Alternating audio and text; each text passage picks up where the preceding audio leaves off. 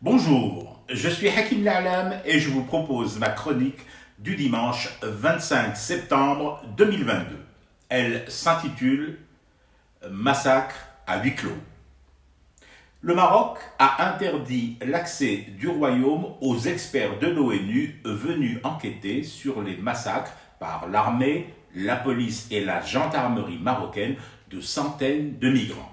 Pourquoi le Maroc interdit-il de visite les agents de l'ONU?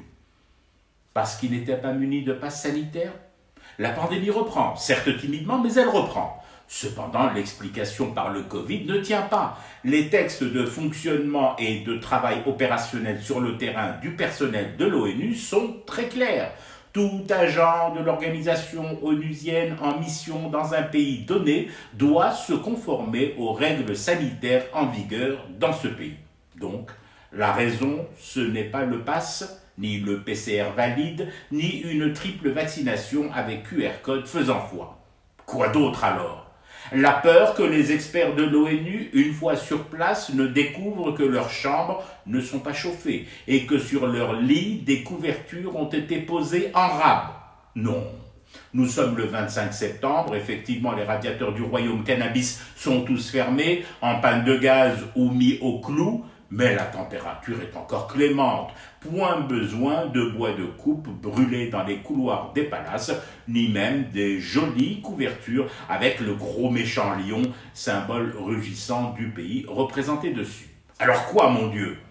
La crainte bleue que la mission onusienne ne mette au jour des charniers de migrants enterrés activement après les massacres? Non, pensez-vous? Ce genre de découverte, c'est exclusif à l'Ukraine, avec tout droit d'exploitation réservé et même protégé par Hollywood et les majors studios de l'OTAN.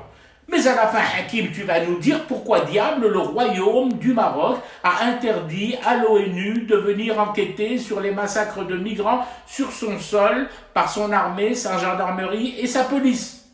Mais bien sûr que je vais vous le dire. Je vais même vous le dire là, tout de suite. Le royaume du Maroc ne veut pas d'experts enquêteurs de l'ONU sur les massacres de centaines de migrants par ses forces de l'ordre à cause de la floraison précoce des acacias cette année, du faible taux de rendement à l'hectare de café en Bolivie pour le second trimestre 2022, des menaces climatiques qui pèsent sur le beluga en déréglant son GPS à cette pauvre bête, de la défaite du Cameroun contre l'Ouzbékistan en foot et par-dessus tout, bien évidemment, à cause des méchants généraux algériens et de l'encore plus méchant peuple civil des Étiens. Voilà! Content? Je fume du thé et je reste éveillé, le cauchemar continue. C'était Hakim La'alam, je vous retrouve demain pour une autre chronique et une autre façon de dire son amour à l'Algérie.